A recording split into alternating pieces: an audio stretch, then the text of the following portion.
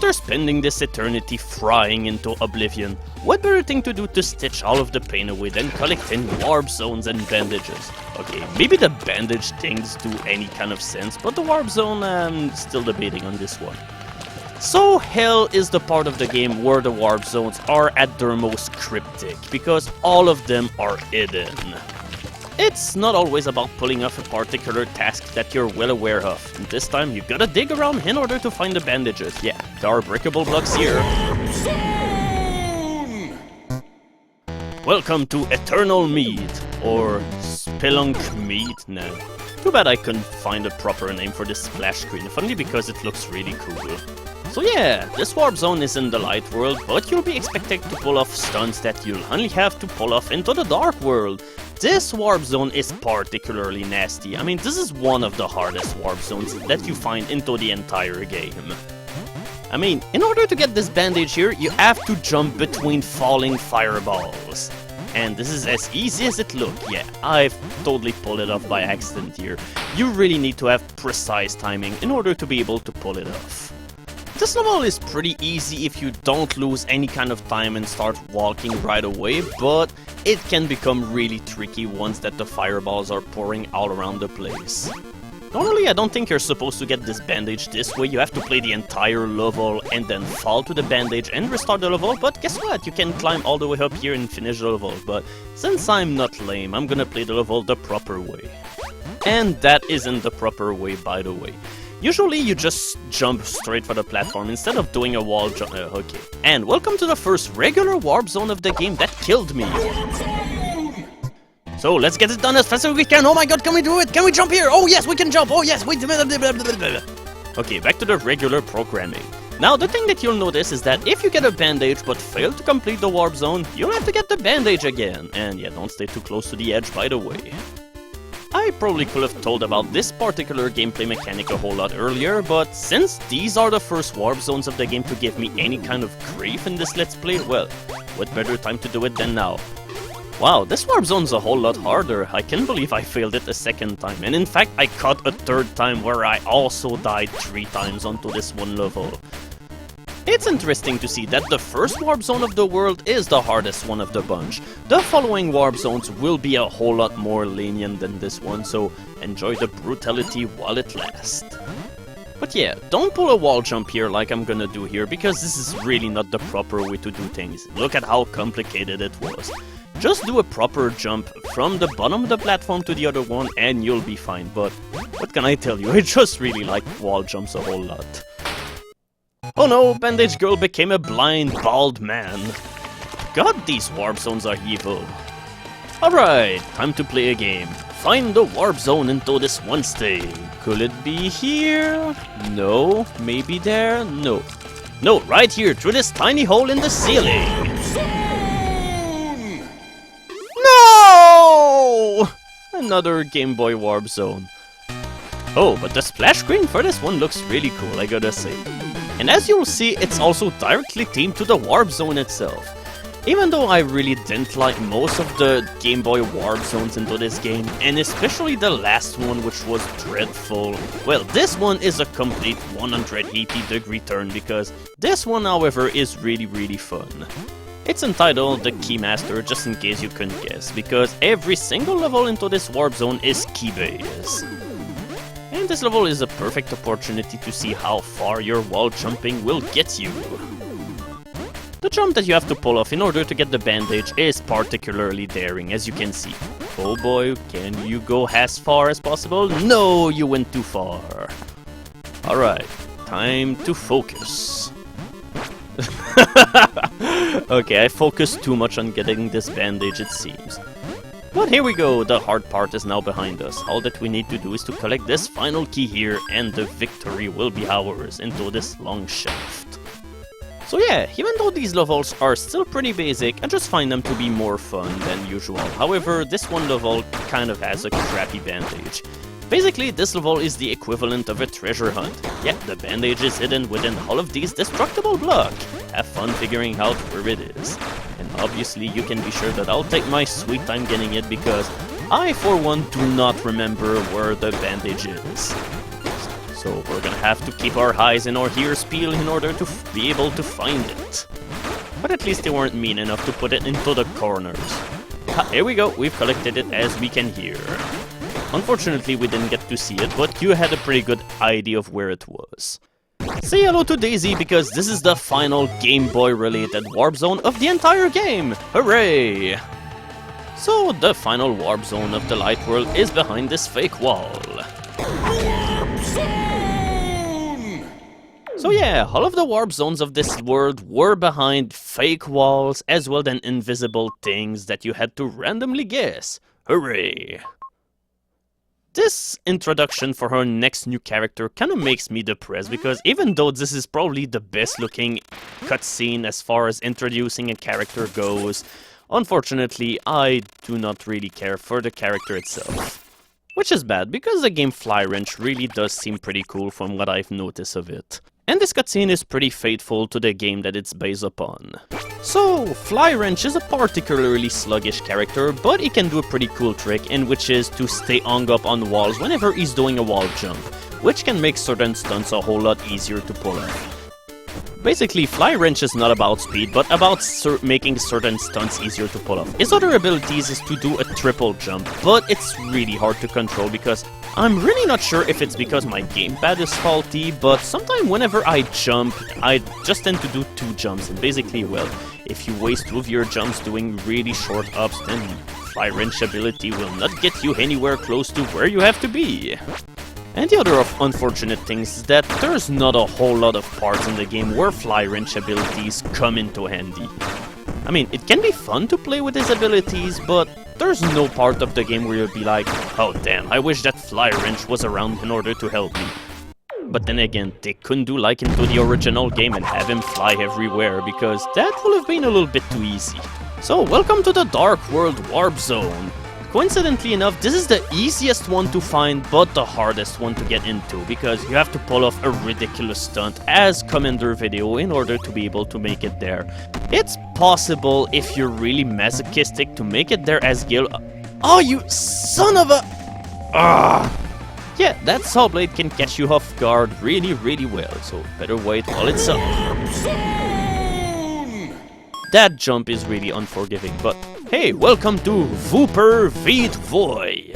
For those not in the know, well, Terry Kavanagh is the guy who made VVVVVV, or V, as some people call it. But then again, I'm not really sure which is the correct way of saying it, so why not say both? And the weird thing about this warp zone is that even though this is the Dark World Warp Zone, this is by far the easiest one of the bunch. With that said, that jump is particularly nasty. You gotta watch out for it, especially with the 4-bit lava at your heel. And yeah, while we're waiting for the next level to load, it might be interesting to know that, well, the guy who made FLYWRENCH also had one of the splash screens into the game as one of the introductions to the warp zone. I think it was the Contra warp zone, I mean the one with all of the rocket launchers and such, but yeah, it's pretty neat. As for this level, you just take it slow and you'll be alright. Oh, and this bandage is insulting at this point of the game. I mean, come on, this is so easy! Ah, now it's time for a spoiler. At 80 bandages, you get this guy, because I just decided, oh hey, I'm gonna do a showcase video of this character in order to highlight 4 color meat bug. Once again, the warp zone decided to call me, and you always gotta answer the call.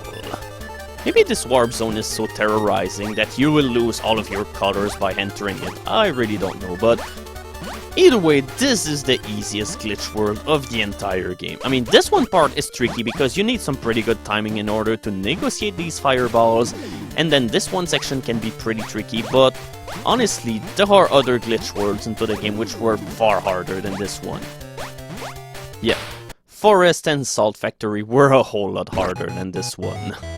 And that'll be it for the warp zones of hell. And notice that the glitch world is once again inaccessible. So you're thinking about getting those bandages, right?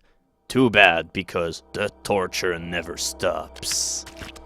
It will take far more than bandages to ease the remains of your destroyed soul. Oh, come on, now that seems needlessly ominous for absolutely no reason. But yeah, take your poison here, but remember, you cannot fall through here while the saw blades is on the right, because there's no way for you to fit there. as you're going to see right now. With that said, getting this bandage is a whole lot easier than making it through the Dark World version of this level, so you should be all set here. This bandage can be really nasty to get as Meat Boy because the falling that you have to do has to be perfect, but if you're having trouble, there's a whole lot of people that you can rely on for help. FLYWRENCH, Jill, Commander Video, Ogmo, the choice is yours. Now, this is a bandage that can be difficult because of the eyeball. You have to be really quick on the draw in order to be able to get it. And making a bigger hole for you to fit in is also an incredibly good idea. But I failed to do it here once again. As you'll see, I tried to pretty much do everything onto the same visit here, but here we go, we've gotten the bandage.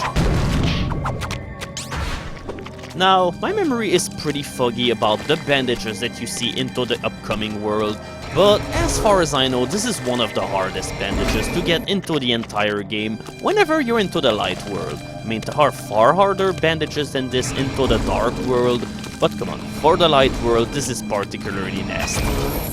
I mean, this bandage as a whole is incredibly cryptic, but it's also really hard to pull off as well, because, yeah, you can see the bandage hidden near the start of the level, there's a key in the corner of the level like that, and getting it makes you perfectly exposed to the maw launcher, which will be too happy to expose its million teeth into your face. So you have to fake it out away from the key, and then while you have the time you must go and grab it, but yeah, be careful because going all the way back to the beginning is really hard as well. You must do all of this elaborate jumping every single time that you're pulling it off. So congratulations, pat yourself on the back because this is one hard bandage to get, as you'll see right here. Yeah, I've taken quite a few deaths in order to try and get it, and most of which were all at the very end like that. So for the upcoming bandage, I'm gonna bring FLYWRENCH onto the field. Hopefully his triple jump will help me a lot into getting it, or maybe it will be far more of an hindrance. Unfortunately, it's pretty hard to control FLYWRENCH because whenever he's doing all of these jumps, he falls pretty quickly onto the ground, so you have to be pretty fast with him. Which is kind of ironic considering that in overall this is one of the slower characters into the game. I mean, almost every character into the game is slower than Meat Boy, but I don't know, this one feels particularly bad. Alright, can this bird negotiate? Oh no, can he negotiate the portal? No, he... This unfortunately didn't end too well, didn't it? But then again, I have an excuse to suck with this character because I never play as FLYWRENCH. This is no big secret. I'm never using this character because I just find his handling incredibly awkward, as you can see right here. He's really hard to control, and in overall, he won't do you any good to get onto the leaderboards. He might make some parts of levels easier, but nah, I unfortunately don't care for this character. I mean, just look at all of the time that I've had aborted flights into the air. Aborted flights from a character that cannot fly. Sorry FLYWRENCH, but next time I'm going back to good old Ogmo. This bandage is pretty straightforward as you've just seen right here, but this one isn't because you have to be incredibly fast. And the worst part is, it's incredibly easy for things to go really bad because if you botch up this wall jump, then you will just die. There's no way to recover from it if you fail. But if you cannot handle all of this stress, here is a foolproof matter of getting this bandage because, yeah, the game doesn't really explicitly tell you so, but whenever the lava reaches the top of the level, it'll slowly go all the way back down to the beginning of the level. And hey look, you have all of the time of the world to get the bandage here if you didn't get it already. So here we go, this is how you get the bandage into this one level. This one bandage can be as easy or as hard as you want, because you might be thinking, oh, you just have to do a wall jump in order to get it, but yeah, if you do so, you're incredibly likely to die unless you have perfect air control. But hey, guess what, you can get it here instead, which is far easier and far more simpler to do.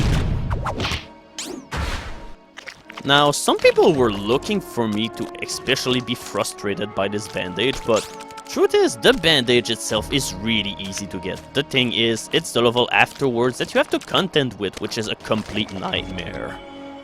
But hey, it's a good thing that they didn't crank up the difficulty anymore for this bandage, because come on, this level is already hard enough as it is. No need to crank up the stakes once again.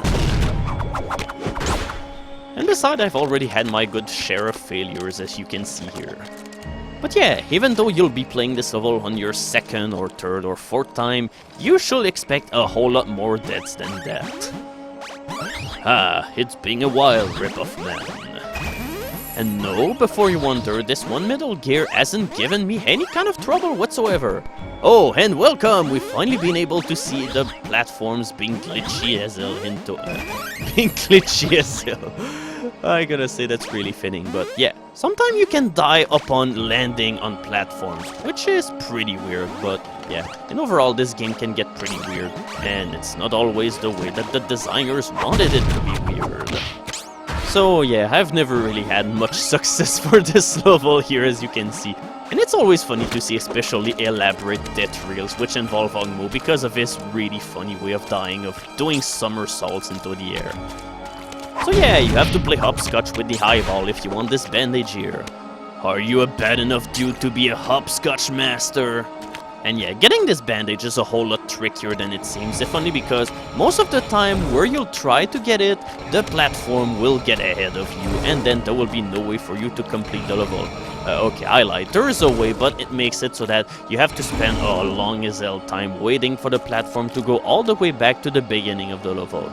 It can be done, but it's really boring, and if you fuck up, you're just gonna hate yourself. Hey! They've saved the best bandage of the world for last. Yeah, this is the last bandage that we have to collect, and it's a doozy. But believe it or not, this bandage is as easy or as hard as you want it to be, because you have to pull off all of these acrobatics to get the bandage, or what you can do is... yeah, there's also a bandage here, and the moment that you learn about this bandage existence, your face will become pretty much as red as a tomato, or as a meat boy. And good news, at 70 bandages you get a pretty cool man. You've got Run Man from the game Run Man Race Around the World. This game is made by Matt Thorson, who also made Jumper, so yeah, it's the second of his characters that you see in the game. And yeah, we finally get a character which is faster than Meat Boy. But Run Man gimmick is that, well, he can only do this incredibly fast run move for a limited amount of time. We're talking about like a second, so you have to time these bursts really well. But if you time them really well, then you can get across obstacles of your dreams. Run Man is a really fun character. He's hard to play as, but he's incredibly rewarding, and he's used in a lot of leaderboard time. And at 80 bandages, you finally round out the entire Meat Boy family. Yeah, we have all of the shades of color here, 8-bit, 4-bit, and finally 4 colors. And he's just like all of the others, but he's even less detailed, so oh boy was that neat. So that will be it for hell. Thank you for watching this entirety of this brutal chapter. But we're not done with the horror yet. Now that the entire world has been nuked to hell, what better thing to do than to fly all around, playing around with gentle zombies that want to eat your soul, dodging an everlasting sea of maggots. And even more, the rapture awaits you.